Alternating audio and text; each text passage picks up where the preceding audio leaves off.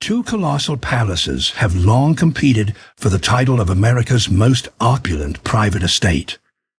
Biltmore, nestled in the mountains of Asheville, North Carolina, was completed in 1895 at a cost equivalent to $500 million today. Mar-a-Lago, gleaming on the shores of Palm Beach, Florida, rose in 1927 as a fantasy of Spanish tiles and Venetian splendor. The first was the vision of George Washington Vanderbilt II, youngest heir to America's greatest railroad fortune. The second belonged to Marjorie Merriweather Post, the serial heiress whose breakfast empire made her one of the wealthiest women in the nation. Both estates have survived economic collapse, world wars, and the deaths of their visionary founders. Both have been transformed in ways their creators never imagined. Today we weigh these two monuments against each other to answer a deceptively simple question. Which American empire was truly more powerful? In the Gilded Age of the 1880s and 1890s, America witnessed the rise of fortunes so vast they rivaled the treasuries of European nations.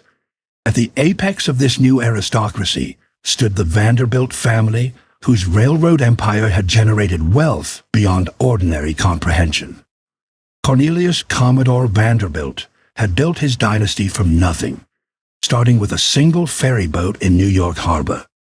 Born in 17 hours in Chuckend, Oregon, 1794 to a poor Staten Island farmer, the Commodore possessed an almost supernatural instinct for transportation and commerce. By his 30th birthday, he controlled a fleet of steamships that dominated traffic along the eastern seaboard. By his 50th, he had turned his attention to railroads, recognizing that iron rails would soon supersede waterways as America's commercial arteries. The Commodore's methods were ruthless, and his competitors learned to fear him. He bought struggling rail lines, consolidated them into efficient networks, and crushed anyone who stood in his path. When he died in 1877, Cornelius Vanderbilt had amassed approximately $100 million, a sum equivalent to well over $2 billion in today's currency. This made him the richest American who had ever lived up to that point.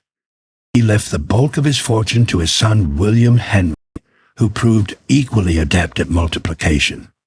Within 8 years, William Henry had doubled the family wealth to $200 million through shrewd management of the railroad interests. The Vanderbilt children and grandchildren proceeded to spend this fortune with legendary. They constructed palatial homes along Fifth Avenue that announced their status to all of Manhattan. The Petit Chateau at 1660 Fifth Avenue, completed in 1882, introduced French Renaissance architecture to American high society. The Triple Palace complex nearby housed 3 branches of the family in interconnected splendor. In Newport, Rhode Island, the Vanderbilts erected summer cottages that were mansions in all but name. The Breakers, Marble House, and Rough Point became monuments to the family's insatiable appetite for grandeur. Yet among the Vanderbilt heirs, one stood apart from his siblings in temperament and ambition. George Washington Vanderbilt II, born on November 14, 1862, arrived as the youngest of William Henry's 8 children. From his earliest years, George displayed a disposition fundamentally bracing different from his brothers Cornelius II and William Kissam. Where they gravitated toward business ledgers and stock tickers, George preferred the company of books, art, and scholarly pursuits. His childhood was marked by frequent illness, which confined him to bed for long stretches and cultivated in him a reflective, introspective nature. George's education reflected his intellectual appetites. He studied under private tutors who recognized his exceptional linguistic abilities. By his teenage years, he had achieved fluency in 8 languages, including Latin, Greek, Hebrew, French, German, Italian, and Spanish. He read voraciously across every discipline, accumulating a personal library that would eventually number over 23,000 volumes. His interests ranged from agriculture to philosophy, from art history to the emerging science of forestry.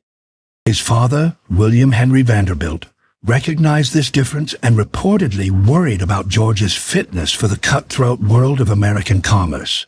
Unlike his siblings, George showed little interest in the social competitions that consumed New York high society. He attended the required balls and dinners but derived no pleasure from them. The endless jockeying for status among the 400, as the elite social circle was known, struck him as tedious and hollow. He preferred instead to spend his evenings reading or examining artwork in the family's growing collection. His mother, Maria Louisa, understood her youngest son best and encouraged his scholarly inclinations. She recognized that George would find his own path, different from but no less significant than his brother's pursuits. George's education took him across Europe multiple times during his formative years. These grand tours were common among wealthy American families, but George approached them with uncommon seriousness. He wandered through the galleries of Paris, spending hours before individual paintings that other tourists passed in minutes. He studied the architecture of Rome, sketching columns and facades in notebooks he filled with meticulous observations. The great country estates of England impressed him with their integration of house, garden, and productive landscape. But it was the French chateau of the Loire Valley that captured his imagination most completely. These Renaissance masterpieces represented something America lacked entirely. Chateau de Blois, with its famous spiral staircase, had witnessed centuries of French royal history. Chenonceau spanned the river Cher with an elegance that seemed to defy gravity itself. Chambord's roofline bristled with towers and chimneys like a fairy tale illustration come to life. George recognized in these buildings not merely residences but cultural institutions that had shaped French civilization across generations. They were repositories of art, libraries of knowledge, and models of land stewardship, all unified under single roofs. America, George concluded, deserved something similar. The young heir began to dream of creating such a monument on American soil. This would not be merely another Vanderbilt mansion competing for attention on Fifth Avenue or Bellevue Avenue. George envisioned a grand estate that would serve as a cultural institution for generations to come. It would house his growing art collection and library. It would demonstrate progressive agricultural and forestry techniques. It would employ hundreds of local workers and stimulate an entire regional economy. Most importantly, it would endure long after the ephemeral social triumphs of his siblings had been forgotten. The question of where to build such a monument consumed George's imagination throughout his 20s. New York was too crowded, too competitive, too much a stage for the social theater he despised. Newport offered seaside beauty, but had already been claimed by his brothers and their rivals. George wanted something different, a place where he could create an entirely new world according to his own vision. He considered locations across the country, from the Hudson Valley to the mountains of California. None satisfied his exacting requirements until fate intervened through family circumstance. In 1888, George accompanied his mother, Maria Louisa, to Asheville, North Carolina. She suffered from malaria, and her doctors had recommended the mountain air for recuperation. The town of Asheville sat at an elevation of over 2,000 feet in the Blue Ridge Mountains, where cold breezes and low humidity provided relief from the diseases that plagued coastal lowlands. George had expected to find a provincial backwater barely worth his attention. Instead, he discovered a landscape of extraordinary beauty that answered every requirement of his vision. The Blue Ridge Mountains stretched in endless blue-green waves toward every horizon. Morning mists rose from hidden valleys like incense from nature's cathedral. The climate was temperate year-round, neither too hot in summer nor too cold in winter. Most importantly, vast tracts of land were available at prices that would have seemed impossibly cheap in the Northeast. George could acquire an entire kingdom here for what a single city lot cost in Manhattan. The remoteness that might have deterred his brothers only enhanced the appeal. Here he could build something entirely his own, unconstrained by neighbors or convention. George began purchasing property with the systematic determination of a man possessed by a singular vision. Working through agents to avoid inflating prices, he accumulated farm after farm, woodlot after woodlot. Local families who had worked the same land for generations suddenly found themselves with offers they could not refuse. By the time his acquisitions were complete, George Vanderbilt owned approximately 125,000 acres of western North Carolina. This landholding exceeded the total area of Washington, D.C., and represented the largest privately owned tract in the eastern United States. The scale was almost incomprehensible to those who witnessed it. The locals watched with a mixture of awe and skepticism as this soft-spoken New Yorker accumulated their hills and valleys. What could any man possibly want with so much wilderness? The answer would soon rise from the mist-shrouded mountains. George envisioned not just a house, but an entire self-sustaining estate modeled on the great manorial traditions of Europe. There would be formal gardens rivaling Versailles. There would be managed forests, demonstrating the latest scientific techniques. And at the center would stand a chateau, worthy of French nobility, the largest private home America had ever seen. To realize this dream, George would need the finest architect in America. He would need Richard Morris Hunt, the Dean of American Architecture and the only man in the country trained at the prestigious École des Beaux-Arts in Paris. Hunt had already designed mansions for George's brothers at Newport. He understood the Vanderbilt appetite for grandeur. The partnership between the bookish heir and the celebrated architect would produce something unprecedented in the American landscape. But George Vanderbilt was not the only American dreamer whose fortune would seek immortality in stone and mortar.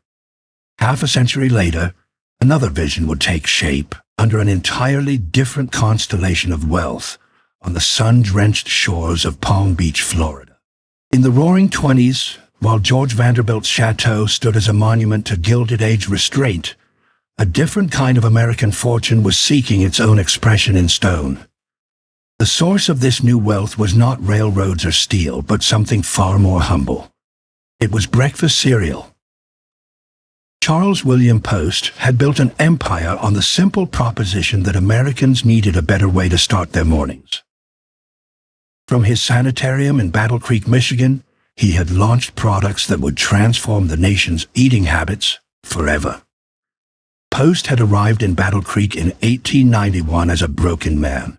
He suffered from neurasthenia, a nervous condition that left him bedridden and desperate for any cure. The Kellogg Brothers Sanitarium offered dietary treatments that emphasized whole grains and abstinence from stimulants. Post recovered his health, but departed with something more valuable than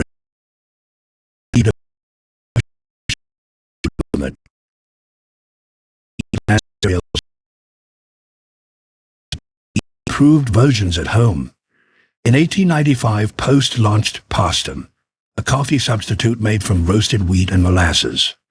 The product capitalized on growing anxiety about caffeine's effects on the nervous system. Post's genius lay not in the product itself, but in his marketing. He purchased newspaper advertisements at an unprecedented scale, warning readers of the dangers lurking in their coffee cups. "Lost eyesight through coffee drinking," screamed one headline. "It's the coffee," declared another, blaming the beverage for everything from heart palpitations to divorce. The American public responded with enthusiasm that exceeded Post's wildest projections. Postum sales soared, and Post plowed the profits into new product development. In 1897, he introduced Grape Nuts, a crunchy cereal whose name bore no relation to its ingredients of wheat and barley. The following year brought Post Toasties, a cornflake designed to compete directly with the Kellogg Brothers' similar product. Each launch was accompanied by advertising campaigns that blanketed newspapers from coast to coast. By 1901, Post's company was generating profits of over $1 million annually. Charles Post did not live to see his empire reach its zenith. He suffered from chronic stomach ailments that no breakfast cereal could cure. Depression darkened his later years, and on May 9, 1914, he took his own life at his Santa Barbara estate. He was 59 years old. The fortune he left behind was valued at approximately $20 million, equivalent to over $500 million in today's currency. His only child and heir was a 27-year-old woman named Marjorie Merriweather Post. Marjorie had been groomed for responsibility from an early age. Her father had brought her into board meetings as a teenager, teaching her to read balance sheets and evaluate business proposals. She possessed her father's commercial instincts combined with a social grace he had never achieved. At the time of his death, she had already been married for 9 years to Edward Bennett Close, a New York financier. The marriage had produced 2 daughters, but little happiness. Marjorie found herself wealthy beyond imagination, yet unfulfilled in her personal life. She threw herself into managing the Post cereal company with determination that surprised the male executives who expected a figurehead. Marjorie expanded the product line and modernized manufacturing facilities across Battle Creek. She approved advertising campaigns and reviewed quarterly reports with the attention of a seasoned industrialist. The company thrived under her ownership, growing larger and more profitable with each passing year. In 1922, she orchestrated a merger with several other food companies to create the Postum Cereal Company, a conglomerate that would eventually become General Foods. Marjorie's first marriage ended in divorce in 1919. Her second marriage, to Edward Francis Hutton in 1920, would prove more consequential for our story. E.F. Hutton was a Wall Street financier whose brokerage bore his name. Together, the couple commanded a fortune that ranked among the largest in America. They maintained apartments in New York, a camp in the Adirondacks, and a yacht large enough to carry a crew of 72. Yet Marjorie dreamed of something more permanent than these temporary addresses. Palm Beach, Florida, had emerged in the 1920s as the winter playground for America's ultra-wealthy. Henry Flagler's railroad had opened the remote barrier island to development in the 1890s. By the time Marjorie arrived, the town had blossomed into an exclusive enclave of Mediterranean-style mansions and private clubs. Worth Avenue offered shopping to rival Fifth Avenue. The Everglades Club provided social connection for those fortunate enough to secure membership. The constant sunshine and gentle breezes offered respite from northern winters that seemed to grow colder with each passing year. Marjorie fell in love with Palm Beach immediately. The climate suited her health, and the social scene suited her temperament. She began searching for property with the same systematic approach she applied to business acquisitions. Most available parcels offered either ocean frontage or lake frontage. Marjorie wanted both.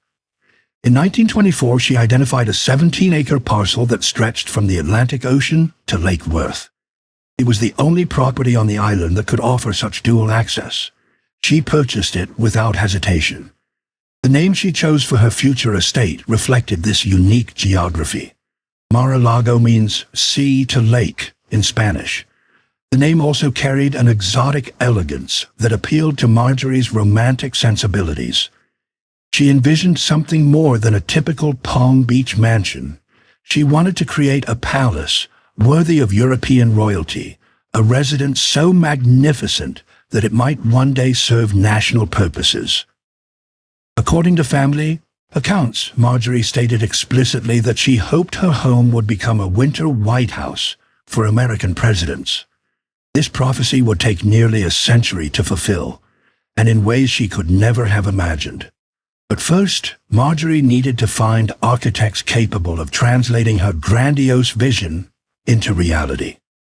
She required designers who understood both the Spanish colonial traditions of Florida and the theatrical demands of high society entertaining. The estate she imagined would need to function as private residence, entertainment venue, and potential diplomatic setting all at once. It was an extraordinary brief that demanded extraordinary talent, Marjorie found her architects in the partnership of Marion Sims Wyeth and Joseph Urban. Wyeth was already established as Palm Beach's most sought-after residential designer. He had created homes for the Stotesburys, the Phippses, and other pillars of the winter colony. His work combined classical proportions with tropical practicality, understanding that Florida's climate demanded different solutions than European models. Urban brought an entirely different perspective. He was a Viennese set designer who had created fantastical worlds for the Ziegfeld Follies and the Metropolitan Opera. His theatrical sensibility would infuse Mar-a-Lago with drama that conventional architects could never achieve. The collaboration began in 1924 with planning sessions that stretched over many months. Marjorie proved as demanding a client as any architect could face. She reviewed every sketch and questioned every material selection. She traveled to Europe to study palaces and collect decorative elements for her future home. From Spain, she purchased antique tiles by the thousands. From Italy, she acquired Dorian stone from historic quarries near Genoa. No expense was spared, and no detail overlooked in the pursuit of her vision. 2 visions, 2 fortunes, 2 parcels of American earth now awaited transformation. In the mountains of North Carolina, George Vanderbilt's dream was already taking physical form. On the shores of Palm Beach, Marjorie Post's fantasy remained on paper, though not for long. Both would require years of construction and armies of craftsmen. Both would consume fortunes that could have funded small nations. And both would ultimately raise the same question that drives our inquiry today. Now the architects would step forward, and stone would begin to rise. In the misty foothills of the Blue Ridge Mountains, construction began in 1889 on what would become America's most ambitious private residence. George Vanderbilt had secured the services of Richard Morris Hunt, the most celebrated architect of the Gilded Age. Hunt was the first American to attend the prestigious École des Beaux-Arts in Paris, where he had absorbed the classical traditions that would define his entire career. He had already designed palatial homes for George's brothers at Newport, including the Breakers for Cornelius II and Marble House for William Kissam. Those commissions had tested Hunt's abilities and expanded his reputation. Now he faced the greatest challenge of his distinguished career. Hunt arrived in Asheville to survey the site in person during the summer of 1889. He spent days walking the ridges and valleys that George had acquired, studying the play of light across the mountain landscape. The architect immediately understood that conventional approaches would not suffice for this commission. The scale of the property demanded something equally grand in architectural response. Hunt began sketching ideas that drew upon his years of study in France. The chateau of the Loire Valley had impressed him as a young student, and now he saw an opportunity to reinterpret their grandeur for an American setting. The design that emerged from Hunt's drafting tables drew inspiration from the great chateau of the French Renaissance. Loire provided the model for the iconic spiral staircase that would grace Biltmore's entrance hall. This open stonework staircase would rise 4 stories through the heart of the house, allowing light to cascade through its delicate tracery. Chenonceau influenced the long gallery that would display George's growing art collection. The gallery stretched 90 feet in length and featured a barrel-vaulted ceiling that directed the eye toward distant mountain views through tall windows. Chambord's exuberant roofline inspired the forest of chimneys and dormers that would crown the finished structure. Yet Hunt did not merely copy European models for his American client. He adapted them to American scale and American purposes, creating something that honored tradition while asserting New World ambition. The house would incorporate modern conveniences that European chateaux could never have imagined. It would function as a working estate rather than a museum piece. Hunt understood that George Vanderbilt wanted a home, not merely a monument. Every design decision balanced aesthetic grandeur against practical livability. The statistics of Biltmore's construction stagger the imagination even today. The finished house would contain a 178,926 square feet of floor space, making it the largest private home in American history. That record stands unchallenged more than a century later. Within its walls would be arranged 250 rooms, including 35 bedrooms and 43 bathrooms. 65 fireplaces would warm the vast spaces during mountain winters when temperatures dropped below freezing. The basement alone covered an acre and contained kitchens, laundries, and servant quarters sufficient for a small hotel. The project would require 6 years of continuous construction and employ over 1,000 workers at its peak. George Vanderbilt essentially built a small city to construct his house. The private railroad spur was extended solely to transport materials to the remote site. Limestone arrived from Indiana quarries in railway cars that made the journey hundreds of times. Marble came from Italy packed in wooden crates. Roof slate crossed the Atlantic from English quarries renowned for durability. Skilled craftsmen were recruited from across America and Europe, lured by wages that exceeded prevailing rates. Hunt insisted on the finest materials available regardless of cost. The exterior walls rose in Indiana limestone, its pale cream surface gleaming against the dark forests surrounding the construction site. Each block was cut to precise specifications and fitted by masons who had trained in European cathedral workshops. The roof was sheathed in slate that would last centuries without repair. Interior woodwork featured oak from American forests, carved by craftsmen trained in traditional European workshops. The entrance hall alone required enough marble to floor a small church, its checkerboard pattern establishing the grandeur that would characterize every space. George Vanderbilt approved every expenditure without complaint. He reviewed invoices personally and visited the construction site regularly to monitor progress. He wanted perfection and was willing to pay whatever perfection cost. When Hunt suggested a particular detail might be simplified to reduce expense, George invariably chose the more elaborate option. Cost was never discussed as a limiting factor. The Vanderbilt fortune seemed inexhaustible, and George intended to spend as much of his share as necessary to realize his vision. The technological innovations incorporated into Biltmore were as impressive as its architectural grandeur. George insisted on electric lighting throughout the residence, while in teens, making Biltmore one of the first homes in America to be fully electrified. Thomas Edison's company designed and installed the system, running miles of wire through walls and ceilings.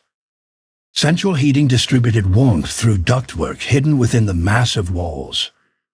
The system was so effective that even the most distant rooms remained comfortable during the harshest mountain winters.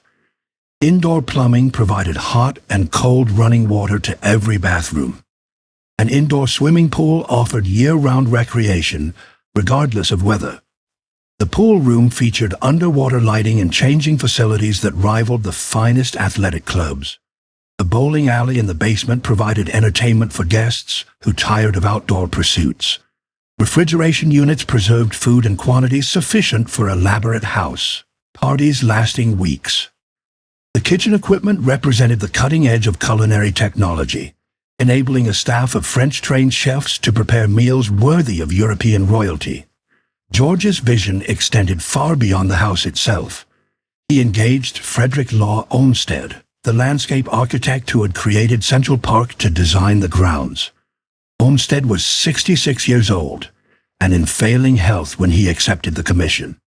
His eyesight was failing and his memory occasionally faltered. Yet he recognized Biltmore as the capstone of his legendary career. He poured his remaining energy into creating a landscape plan of unprecedented ambition. Olmsted's design called for a 3-mile approach road that would wind through carefully managed forest before revealing the chateau in a dramatic crescendo. The visitor would pass through increasingly refined landscapes, building anticipation for the climactic moment when the house appeared. The immediate gardens near the house would feature formal designs in the French manner, with geometrically trimmed hedges and symmetrical flower beds. Beyond them, the landscape would gradually transition to managed woodland and productive farmland in the English pastoral tradition. Olmsted's design required moving mountains of earth and planting thousands of trees and shrubs. A 4-acre walled garden would supply vegetables and cut flowers for the house throughout the year. An elaborate conservatory would nurture exotic plants from around the world, its glass roof gleaming in the mountain sunlight. The grounds would include a base pond, stocked for fishing, and meadows maintained for horseback riding. Italian-style pergolas would provide shaded walkways through the formal gardens. The total landscaped area near the house covered approximately 250 acres, though the full estate extended across 125,000 acres. The construction process transformed the local economy of western North Carolina. Workers flooded into Asheville seeking employment on the great project. Boarding houses sprang up to accommodate them. Merchants prospered, supplying their needs. A woodworking shop established to produce Biltmore's interior details evolved into a permanent local industry that continues operating today. George Vanderbilt became the region's largest employer and most significant economic force. His progressive attitudes toward labor relations set standards that local businesses emulated. George also brought scientific forestry to America through his management of Biltmore's vast woodland holdings. He hired Gifford Pinchot, a young Yale graduate who had studied forestry in Europe, to manage the estate's forests. Pinchot implemented sustainable harvesting practices that were virtually unknown in America. He established the Biltmore Forest School, the first institution in America dedicated to training professional foresters. Graduates of this school would go on to establish the United States Forest Service and shape conservation policy for generations. By 1895, the main house neared completion. The final cost approached $6 million for the house alone, equivalent to approximately $180 million today. When land acquisition, landscaping, and furnishing costs were included, total investment exceeded $10 million. That figure translates to roughly $300 million in modern currency. It was the most expensive private residence ever constructed in America. George Vanderbilt chose Christmas Eve 1895 for Biltmore's grand opening celebration. Family and friends arrived by private train to find the chateau ablaze with electric light against the winter darkness. A 40-foot Christmas tree dominated the entrance hall. The banquet table groaned under delicacies prepared by French chefs. Guests wandered through rooms filled with Renaissance paintings and medieval tapestries.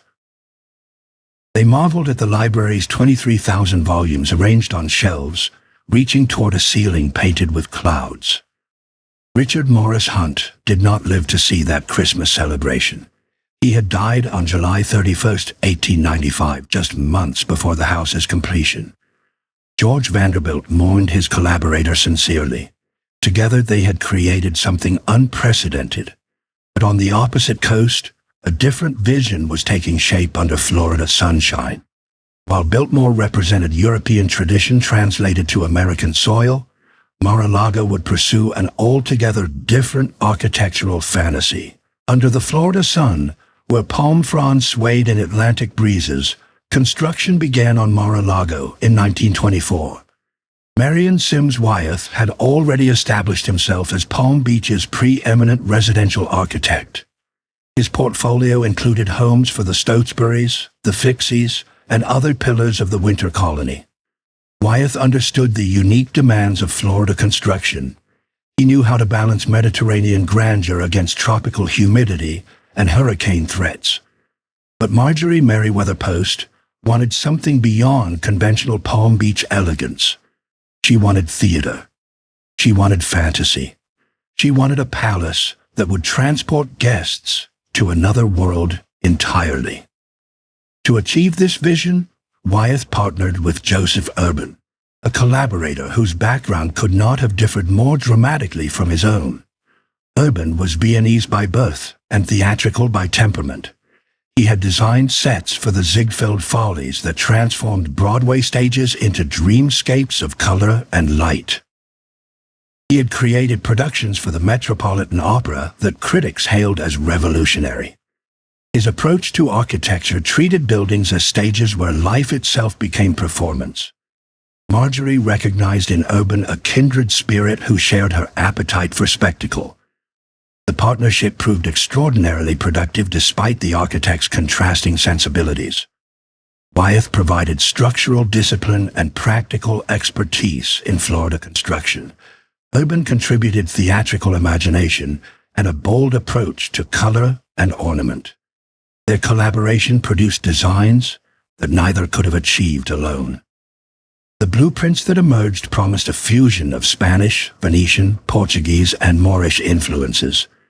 No single historical style would dominate. Instead, Mar-a-Lago would create its own vocabulary of grandeur.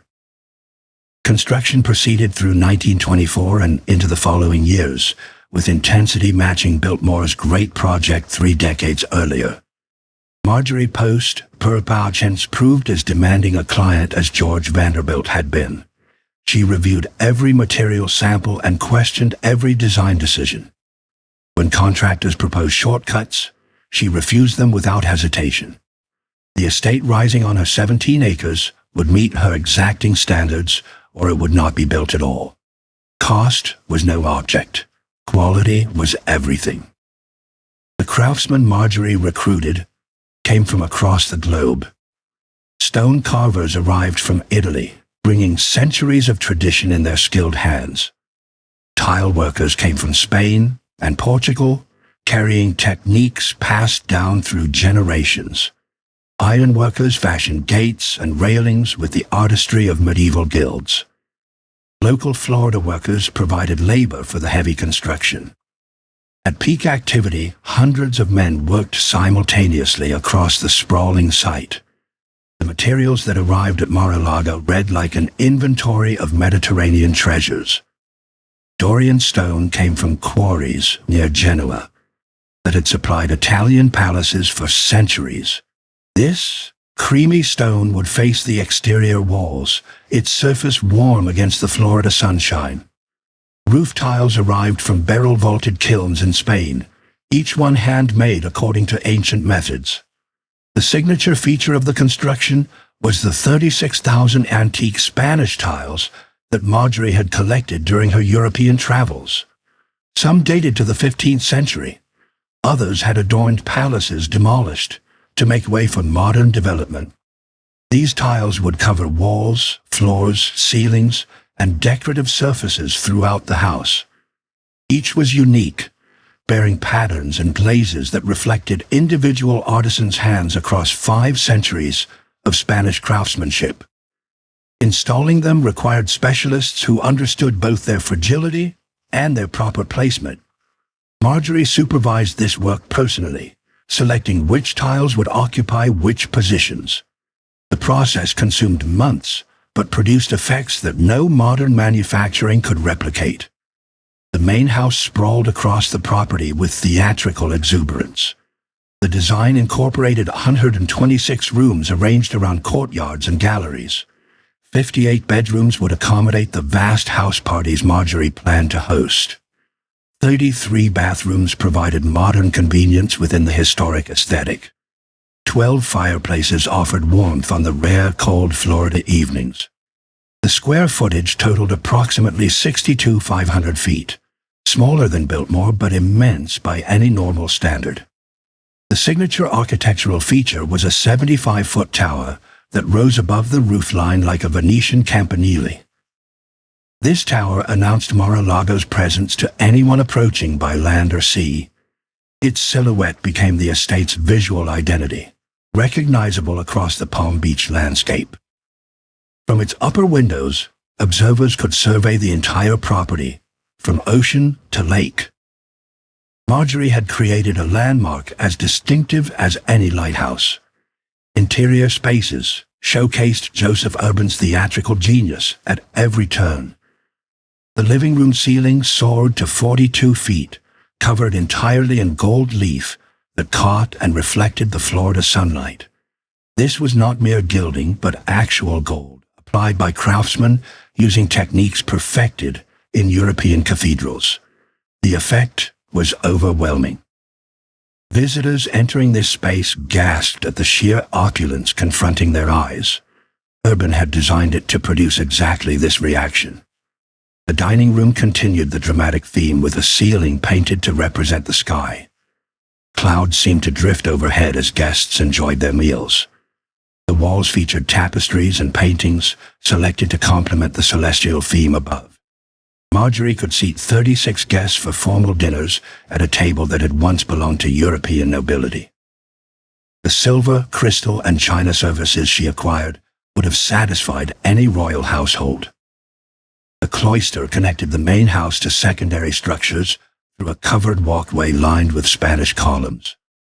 This architectural feature provided shade during the subtropical heat while maintaining the Mediterranean aesthetic throughout the property. Guests could stroll from house to guest quarters without exposure to sun or rain. The effect was that of a private village, rather than a single residence. The grounds surrounding the house received attention equal to the structures themselves. An underground tunnel connected the main house to the beach, allowing guests to reach the ocean without crossing public roads. This tunnel remains functional today, a testament to the thoroughness of the original construction. Gardens featured tropical plantings selected to bloom throughout the winter social season. Fountains provided cooling sounds and visual interest at key points throughout the landscape. The swimming pool became a gathering point for informal entertaining. Unlike Biltmore's indoor pool, Mar-a-Lago's pool basked in Florida sunshine, surrounded by terraces where guests could lounge between dips.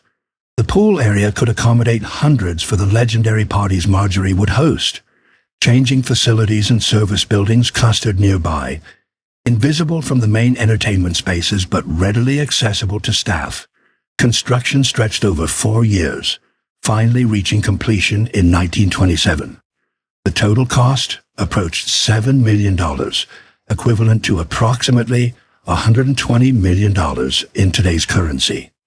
This figure included the house itself, the extensive grounds, the furnishings and art collected from around the world, and the antique architectural elements incorporated throughout.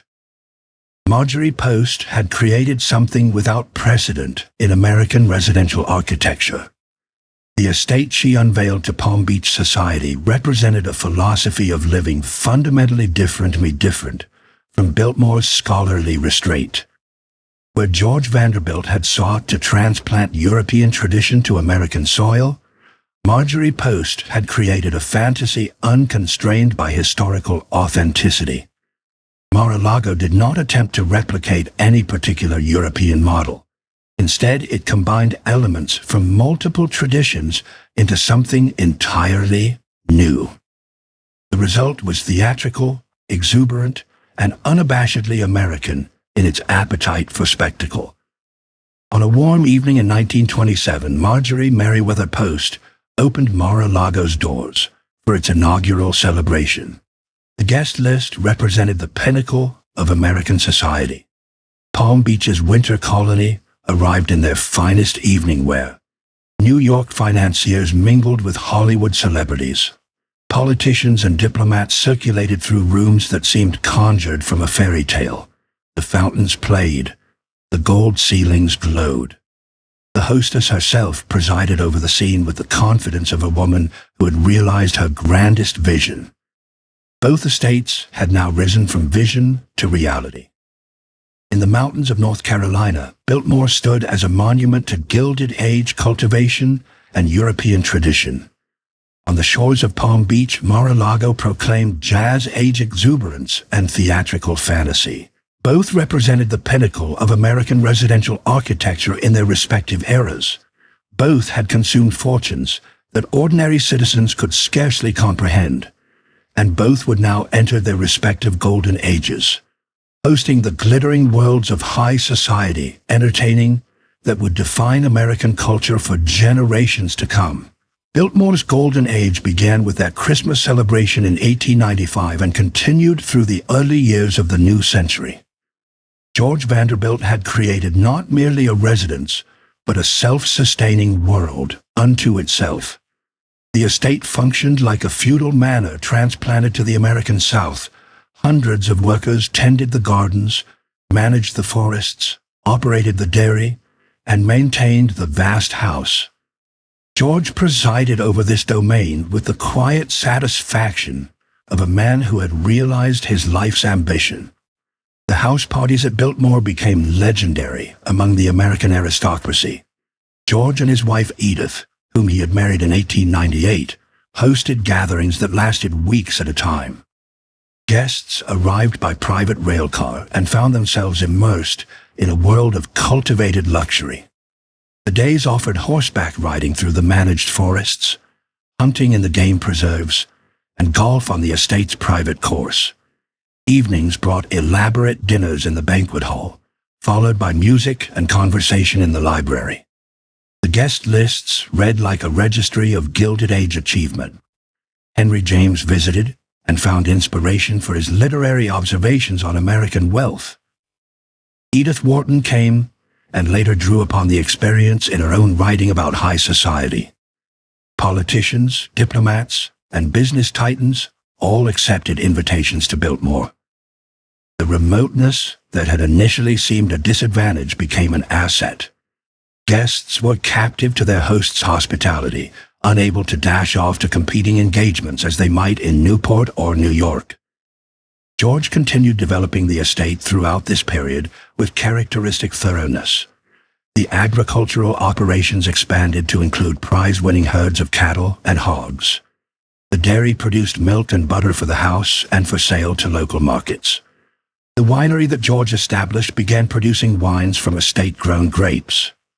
Biltmore Village, the community George had built for his workers, grew into a model town with its own church, hospital, and shops. The estate became an economic engine for the entire region. The scientific forestry program under Gifford Pinchot achieved remarkable results during these years. Pinchot implemented management practices that increased the productivity of the woodlands while preserving their ecological health. The Biltmore Forest School trained young men who would carry these principles across America. When Pinchot left in 1892 Moran Shrama Miles at 1895 to pursue other opportunities, George hired Carl Schenck to continue the work. Schenck proved equally dedicated to sustainable forestry and expanded the educational program significantly. Yet even as Biltmore flourished, shadows gathered on the horizon. The Vanderbilt fortune, vast as it was, could not sustain indefinite expenditure without corresponding income. The estate consumed approximately $250,000 annually just for basic maintenance. That figure equates to roughly $7 million in today's currency. The agricultural and forestry operations generated some revenue but never approached profitability. George had created a monument that demanded constant financial sacrifice. On March 6, 1914, tragedy struck with devastating suddenness. George Washington Vanderbilt II died in Washington, D.C., following complications from an emergency appendectomy. He was just 51 years old. The man who had dreamed Biltmore into existence would never see his creation reach its full maturity. His body was returned to the estate and interred in the family cemetery on the grounds he had so lovingly developed. Edith Vanderbilt found herself sole steward of an enterprise that would have challenged any administrator. She was 41 years old with a 13-year-old daughter named Cornelia. The estate's debts required immediate attention. The annual operating costs showed no sign of diminishing. Edith responded with a decisiveness that surprised those who had known her primarily as a gracious hostess. Her first major decision came in 1914 when she sold 87,000 acres of the estate's forest land to the United States government. This transaction created the core of what would become Pisgah National Forest. Edith received approximately $400,000 for the land, equivalent to roughly $11 million today. The sale reduced the estate's tax burden and provided capital for ongoing operations. It also ensured that George's forestry legacy would be preserved in public hands rather than exploited by private timber interests. The remaining 8,000 acres still constituted an enormous property requiring constant management. Edith maintained the agricultural operations and continued hosting guests, though at a reduced scale from the lavish parties of George's lifetime. She remarried in 1925 to Senator Peter Gerry of Rhode Island, which required her to divide time between Biltmore and Washington. The great house stood increasingly quiet, its rooms empty more often than occupied. The Great Depression struck the already strained estate with crushing force. Wealthy Americans who might have visited Biltmore found their fortunes diminished or destroyed. Tourism, which had begun to emerge as a potential revenue source, collapsed along with the broader economy. The maintenance costs that George had absorbed without complaint now loomed as an existential threat.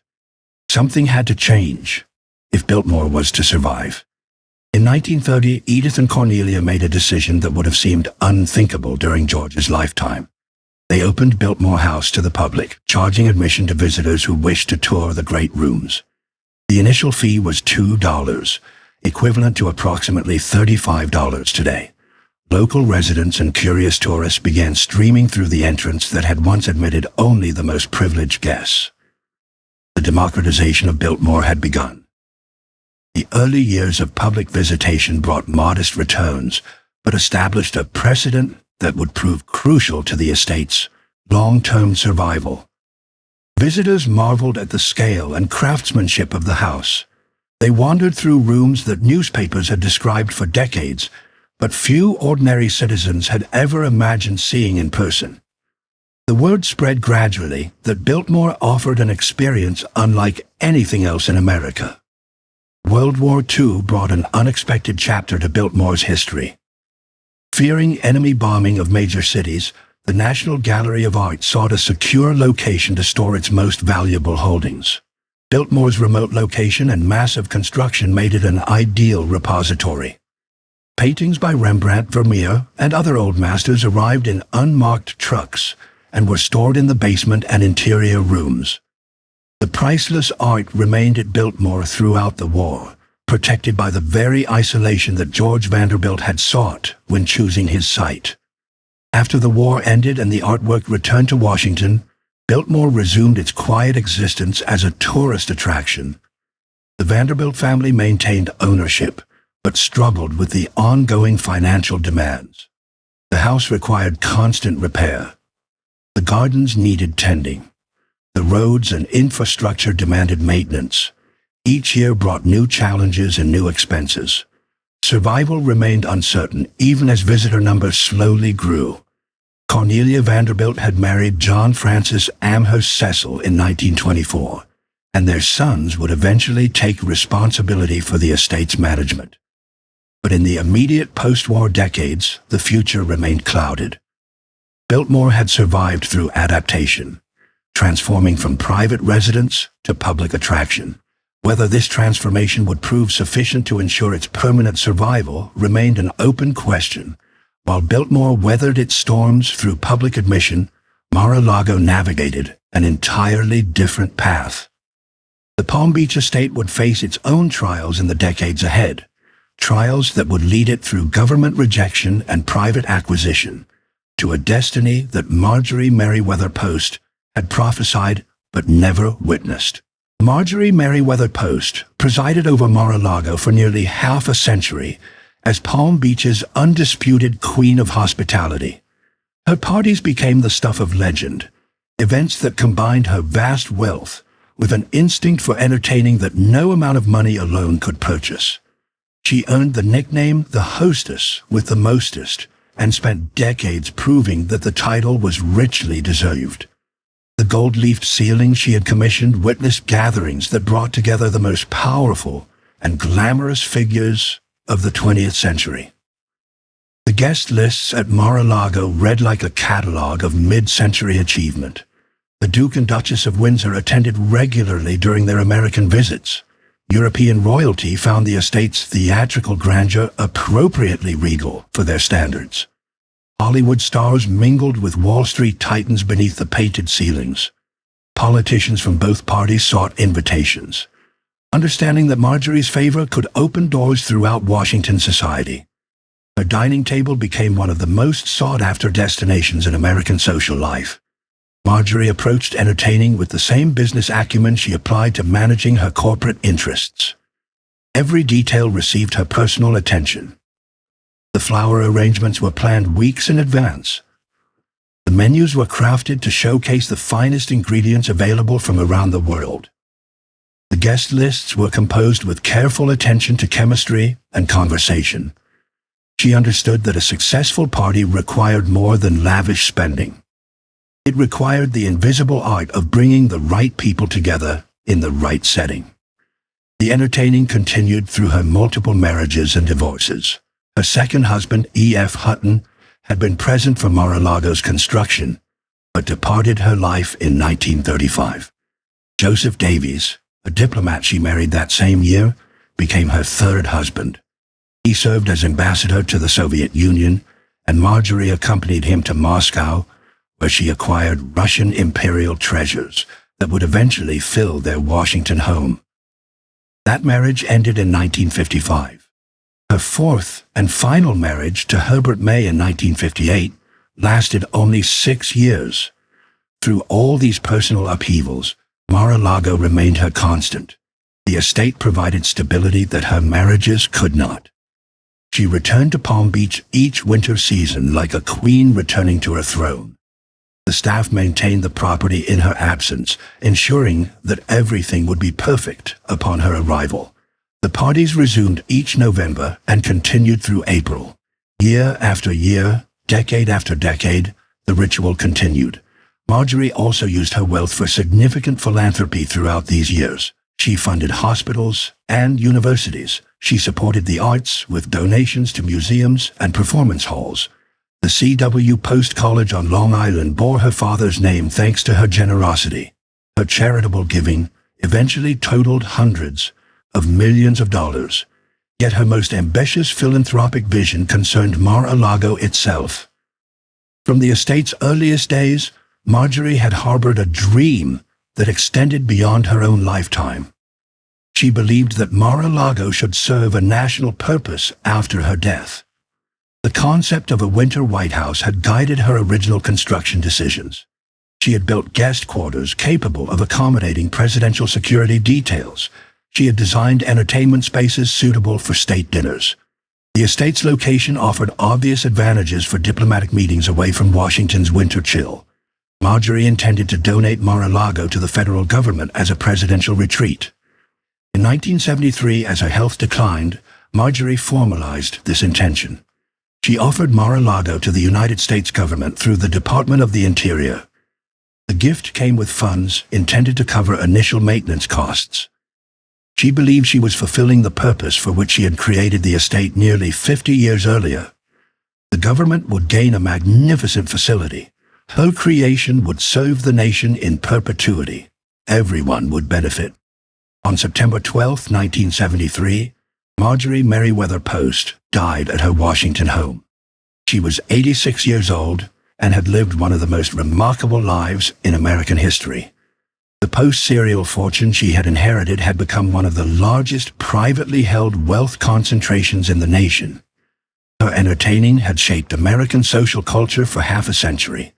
Her philanthropy had benefited countless institutions and individuals. Now her greatest creation passed into government hands. The fairy tale should have ended there, but the federal government discovered that owning a Palm Beach palace was far more complicated than accepting one. The estimated annual maintenance costs approached $1 million, a figure that proved impossible to justify against competing budget priorities. Security expenses for a presidential facility would add millions more. The original endowment Marjorie had provided proved woefully insufficient for the actual demands of operating such a property. Congressional appropriators balked at funding what critics called an unnecessary luxury. The government held Mar-a-Lago for nearly a decade while these debates continued. Presidents Nixon and Carter showed little interest in using the facility. The maintenance costs mounted while the buildings deteriorated from inadequate care. The grounds that Marjorie had kept in meticulous condition grew increasingly neglected. By 1980, the government had decided to return Mar-a-Lago to the Post Foundation, essentially rejecting her gift. The Winter White House dream seemed definitively dead. The Post Foundation now faced the challenge of disposing of a property that consumed $3 million annually in maintenance costs. They placed Mar-a-Lago on the market in 1981 with an asking price of $20 million. The property languished. Unsold as potential buyers recognized the crushing financial burden that ownership would entail. The estate required massive investment merely to restore what years of neglect had damaged. Who could possibly afford such a white elephant? The answer arrived from an unexpected direction. Donald Trump, the brash New York real estate developer, had been eyeing Palm Beach properties as an expansion of his growing empire. He recognized in Mar-a-Lago an opportunity that others had dismissed. The negotiations stretched over several years as Trump employed his characteristic tactics. He acquired the neighboring property and let it be known that he might build structures blocking Mar-a-Lago's ocean views. He waited patiently while the asking price dropped. In 1985, Trump purchased Mar-a-Lago for approximately $10 million, half the original asking price. The sale included the house, the grounds, and much of the original furnishing that Marjorie had collected over decades. Trump had acquired one of America's most significant historic properties for a fraction of its replacement value. He immediately began restoration work to repair the damage inflicted by years of governmental neglect. Trump initially used Mar-a-Lago as a private residence, day drows, spending winters in the estate as Marjorie once had. But the property's enormous costs posed the same challenge for him that they had posed for previous owners. Palm Beach property taxes alone exceeded $400,000 annually. The maintenance demands never ceased. Trump needed a revenue stream to make the property financially sustainable. His solution came in 1995 when he converted Mar-a-Lago into a private club. Members would pay initiation fees and annual dues for the privilege of using the estate's facilities. The club structure allowed Trump to maintain the property while spreading the costs across hundreds of wealthy members. It was a commercialization that would have appalled Marjorie Merriweather Post, yet it was also an adaptation that ensured the estate's survival. The conversion sparked immediate conflict with Palm Beach town authorities. Neighbors complained about noise from club events. Town officials questioned whether the club's activities were compatible with residential zoning. A complex legal battle ensued that would stretch over years. Trump eventually prevailed, though not without making concessions regarding operating hours and membership policies. Mar-a-Lago would continue as a club, its future secured through the very commercialization that traditionalists deplored.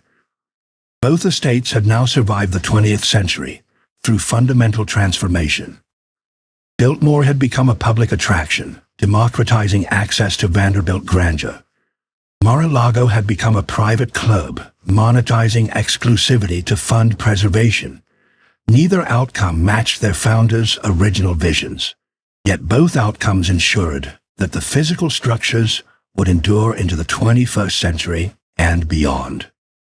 The question that remained was what role these transformed estates would play in modern America. Today, in the 21st century, both estates stand as monuments to American ambition, yet they serve fundamentally different purposes in American life. Biltmore has evolved into the most visited house museum in the United States, welcoming over 1.4 million guests annually through its grand entrance. Mar-a-Lago operates as an exclusive private club where membership requires $200,000 in initiation fees, plus $14,000 in annual dues. One estate democratized access to Gilded Age grandeur, the other monetized exclusivity to sustain Jazz Age fantasy. The contrast reveals much about the different paths American wealth can take when seeking immortality through architecture. Biltmore remains in the hands of George Vanderbilt's descendants, making it one of the few great American estates still controlled by the founding family. William A.B. Cecil, George's grandson, transformed the property into a sustainable business enterprise during the latter half of the 20th century. Cecil recognized that passive preservation would eventually bankrupt the estate. He expanded beyond simple house tours to create an integrated destination resort that could generate the revenues necessary for long-term survival. His vision transformed Biltmore from a struggling historic property into a thriving commercial enterprise. The estate now includes a winery that has become one of the most visited in America. Production exceeds 150,000 cases annually from grapes grown on estate vineyards. Tasting rooms and tours provide significant revenue while honoring George Vanderbilt's original interest in scientific agriculture. The winery operation employs dozens of workers and attracts visitors who might not otherwise tour a historic house. It represents exactly the kind of productive enterprise that George once imagined sustaining his mountain domain. Hotels and restaurants now operate on the estate grounds, allowing visitors to extend their experience beyond a single day. The Inn on Biltmore Estate offers luxury accommodations within the property boundaries. Village Hotel provides more accessible options for budget-conscious travelers. Multiple restaurants serve cuisine ranging from casual fare to fine dining experiences. These hospitality operations generate revenue while keeping visitors engaged with the property for longer periods. The overnight guests spend money throughout their extended stays. The numbers associated with modern Biltmore operations stagger those familiar with its history of financial struggle. The estate employs approximately 2,400 workers across all its operations. This workforce makes Biltmore one of the largest private employers in western North Carolina. Annual revenue approaches $200 million from combined tourism, hospitality, agricultural, and retail operations. The economic impact on the surrounding Asheville region exceeds $2 billion when indirect effects are calculated. Hotels, restaurants, and shops throughout the area benefit from visitors drawn primarily by Biltmore's presence. George Vanderbilt's estate has become the economic engine he originally intended, though through means he could never have anticipated. The scientific forestry program he pioneered eventually passed to federal management as Pisgah National Forest. But the remaining 8,000 acres continue generating economic activity through tourism rather than timber. The transformation required abandoning the self-contained manorial model George envisioned. Yet the underlying goal of regional economic development has been achieved beyond any reasonable projection. The house itself has been preserved with meticulous attention to historical accuracy throughout these commercial expansions. Visitors can walk through the same rooms where Gilded Age aristocrats once gathered for Christmas celebrations. The library still contains many of George's original 23,000 volumes, arranged on shelves he designed. The art collection includes works that hung on these walls more than a century ago. Period furnishings remain in rooms configured as they appeared during George and Edith's residence. Frederick Law Olmsted's gardens have been maintained and expanded according to his original vision. The approach road still winds through managed forest before revealing the chateau in the dramatic crescendo Olmsted designed. The formal gardens display seasonal plantings that change throughout the year. The conservatory nurtures exotic plants as it did when George supervised its operations. Visitors experience landscapes substantially similar to those Gilded Age guests encountered upon their arrivals. Biltmore achieved National Historic Landmark status in 1963 in recognition of its architectural and cultural significance. The designation acknowledges both Richard Morris Hunt's masterpiece and the estate's broader role in American history. The Biltmore Forest School's contribution to American conservation receives recognition alongside the architectural achievement. Preservation efforts receive support from tourism revenues, creating a virtuous cycle that sustains the property's future. The family ownership structure allows long-term planning that public or non-profit ownership might not permit. The educational mission George Vanderbilt championed continues through modern programming adapted to contemporary audiences. School groups visit regularly to learn about Gilded Age history and architectural preservation techniques. Adult programs offer deeper engagement with specific aspects of the estate's history and operations. The property functions as a living classroom that honors George's scholarly vision while meeting current educational needs. Thousands of students annually discover American history through direct experience rather than textbook abstractions. Mar-a-Lago's contemporary role differs dramatically from Biltmore's public accessibility. The club remains off-limits to ordinary tourists regardless of their willingness to pay admission. Its interiors are visible only to those wealthy enough to afford membership or fortunate enough to receive guest invitations. Approximately 500 members enjoy access to the facilities Marjorie Merriweather Post created nearly a century ago. They swim in her pool, dine beneath her gold-leafed ceilings, and walk through gardens she designed for entertaining the elite. The exclusivity that defined Palm Beach society in Marjorie's era continues under the current ownership structure. Members pay not merely for access to historic architecture, but for association with fellow members of similar wealth and status.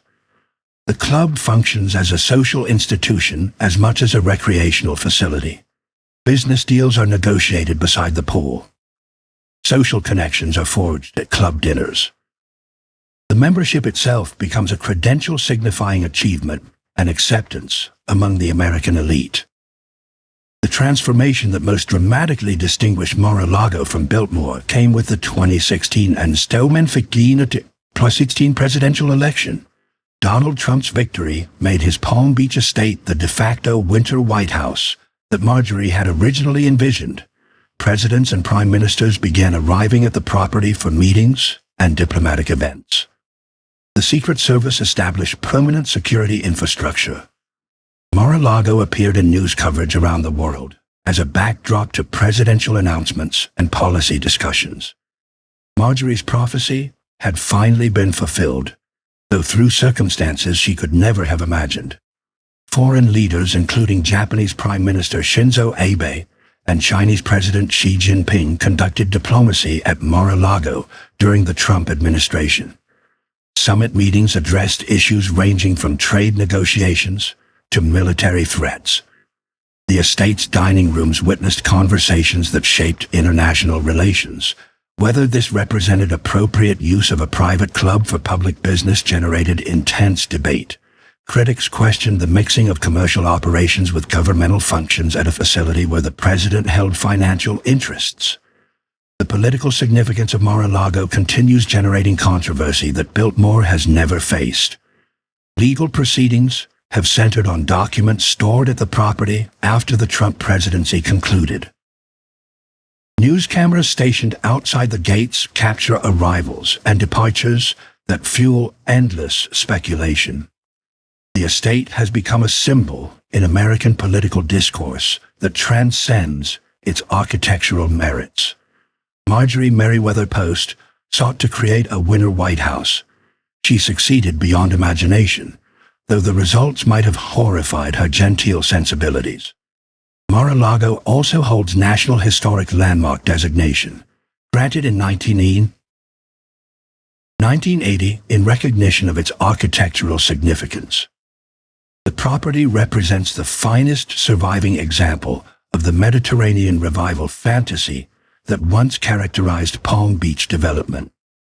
Joseph Urban's theatrical interiors remain largely intact despite decades of changing ownership and use. The 36,000 antique Spanish tiles that Marjorie collected still adorn walls and floors throughout the estate.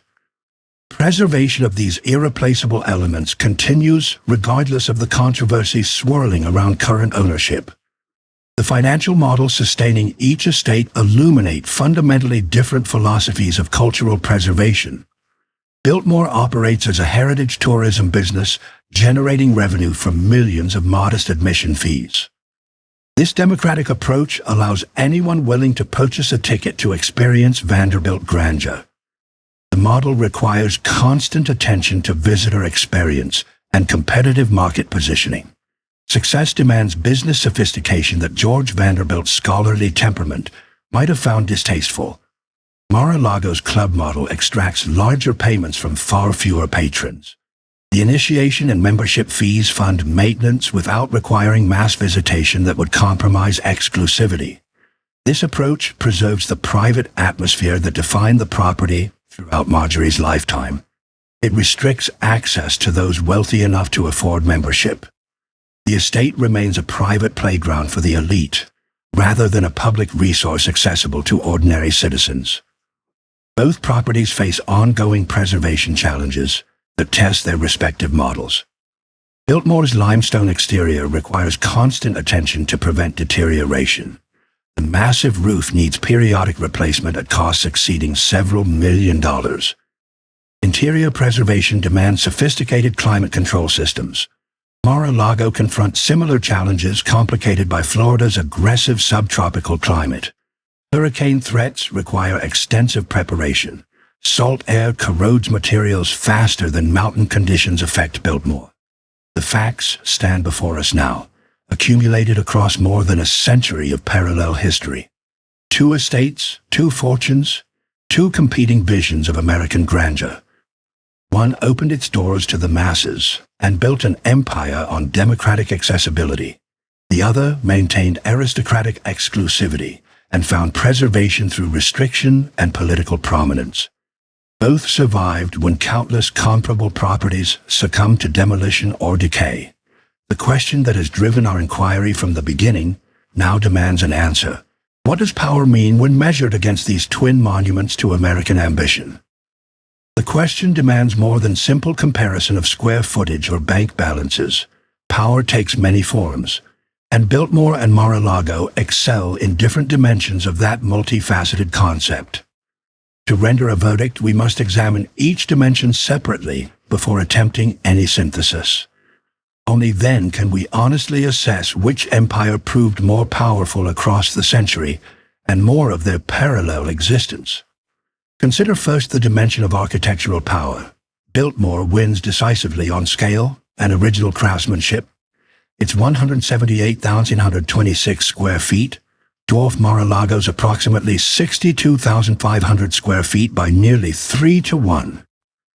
Richard Morris Hunt's French Renaissance design represents the pinnacle of Gilded Age architectural achievement in America. The coordination of house, gardens, and landscape that Hunt and Olmsted achieved has no American parallel. Frederick Law Olmsted called Biltmore his most challenging and rewarding commission. No serious architectural historian would rank Mar-a-Lago above Biltmore in terms of pure design achievement. Yet Mar-a-Lago possesses a theatrical power that Biltmore never attempted. Joseph Urban's fantastical interiors create an emotional impact that Hunt's scholarly elegance cannot match. The gold-leafed ceilings, the 36,000 antique tiles, the fusion of Spanish and Venetian and Moorish motifs produce an effect of overwhelming opulence. Visitors to Mar-a-Lago report feeling transported to a dream world. Biltmore impresses through its cultivation and refinement. Mar-a-Lago overwhelms through its theatrical excess. Both approaches represent valid expressions of architectural ambition, though they aim at entirely different targets. Consider next the dimension of economic power.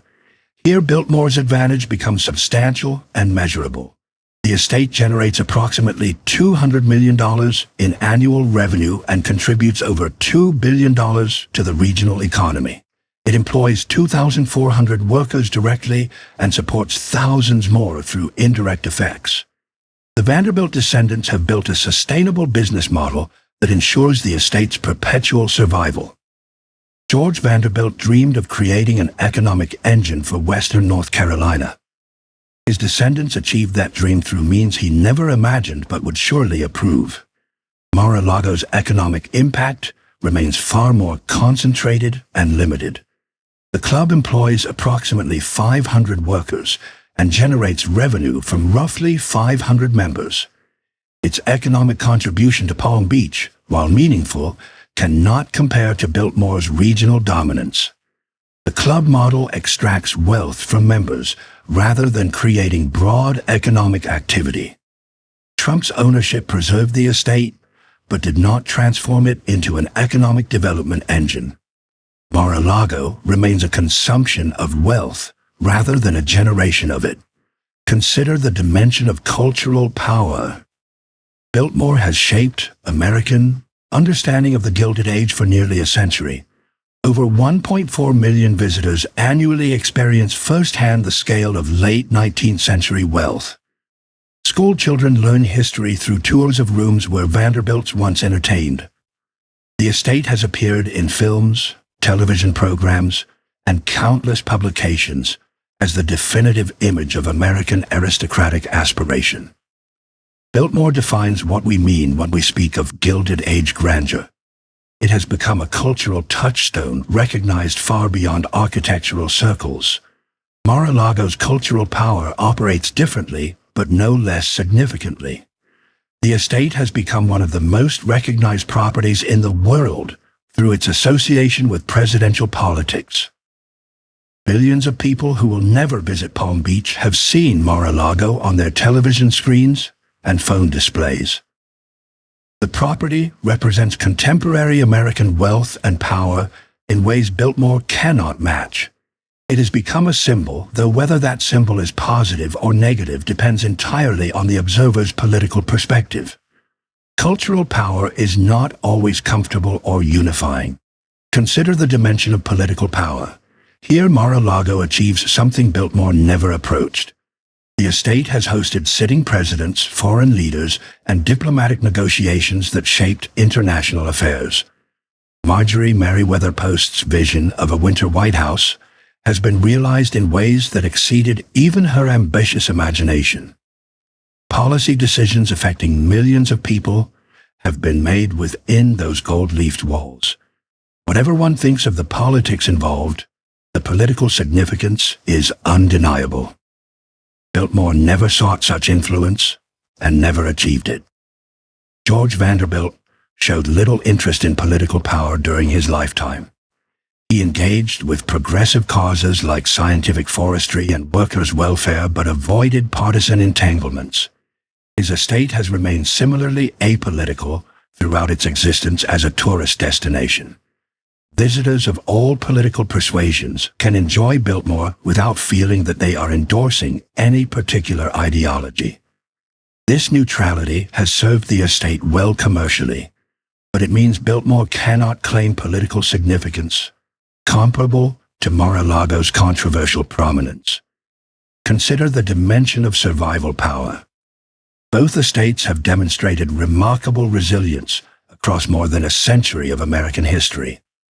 They weathered the Great Depression, when countless comparable properties were demolished. They survived world wars, economic recessions, and radical shifts in American social structure. They adapted to circumstances their founders never anticipated. They remain standing when so many of their contemporaries exist only in photographs and memories. This survival itself represents a form of power that deserves recognition. Biltmore survived through democratization, opening its doors to the public when private ownership became unsustainable. The decision required abandoning George Vanderbilt's vision of an exclusive private estate, but it ensured that future generations would experience his architectural achievement firsthand. Mar-a-Lago survived through privatization, converting from residence to club when governmental ownership proved impractical. The decision commercialized Marjorie Post's creation in ways she might have found distasteful, but it preserved the physical structure for future appreciation. Consider finally the dimension of prophetic power. Both founders articulated visions for their estates that extended beyond their own lifetimes. George Vanderbilt wanted to create a self-sustaining estate that would contribute to American culture and regional development. Marjorie Merriweather Post wanted to create a winter White House that would serve presidential purposes. Both dreams seemed extravagant or impossible during their lifetimes. Both dreams were ultimately fulfilled, though through pathways neither founder could have predicted. George Vanderbilt died, believing his estate might not survive him. The financial pressures seemed overwhelming. The scale of maintenance costs appeared unsustainable. Yet today Biltmore thrives as exactly the cultural institution and economic engine he envisioned. His dream required adaptation, transformation, and commercial innovation. But the essential vision of a great American estate contributing to regional prosperity has been achieved. George Vanderbilt's prophetic vision proved accurate, even if the specific mechanisms differed from his expectations. Marjorie Merriweather Post died believing the government had rejected her gift, and her winter White House dream had failed. The federal government's return of Mar-a-Lago to her foundation seemed a definitive rejection. Yet decades later, presidents would indeed conduct business at her Palm Beach estate. World leaders would dine beneath her gold-leafed ceilings. Her prophecy was fulfilled through private ownership rather than governmental acceptance. The path was different, but the destination matched her original vision precisely. So which empire proved more powerful? The honest answer acknowledges that both estates represent different kinds of power, each impressive in its own dimension. Biltmore commands superior architectural achievement, economic impact, and cultural accessibility. Mar-a-Lago claims unprecedented political significance and worldwide name recognition in the contemporary moment. Biltmore has shaped American historical consciousness for a century. Mar-a-Lago has shaped American political discourse in the present day. If power means enduring contribution to American culture, Biltmore wins decisively. Its influence on architecture, forestry, tourism, and historical education spans more than a century of continuous operation. If power means contemporary political relevance, Mar-a-Lago claims a prominence that few private properties have ever achieved. Its role in presidential politics has made it globally recognized in ways Biltmore cannot match. Perhaps the truest answer recognizes that both estates represent the American capacity for grand ambition. George Vanderbilt and Marjorie Merriweather Post dreamed dreams that ordinary mortals would dismiss as impossible fantasies. They commanded resources sufficient to translate those dreams into stone and mortar. They created monuments that survived their creators and continue shaping American life generations later. That capacity for vision, execution, and endurance represents the deepest form of power that wealth can achieve. And so, as the sun sets over the Blue Ridge Mountains and rises over Palm Beach, two monuments to American ambition continue their vigil. Biltmore stands amid its mountain forests, welcoming millions who come to witness Gilded Age grandeur. Mar-a-Lago gleams beside the Atlantic, hosting those wealthy or powerful enough to pass through its gates. Both estates fulfilled their founders' dreams. Both survived challenges that destroyed countless comparable properties. Both will likely outlast everyone reading these words today. That is their truest power, the power of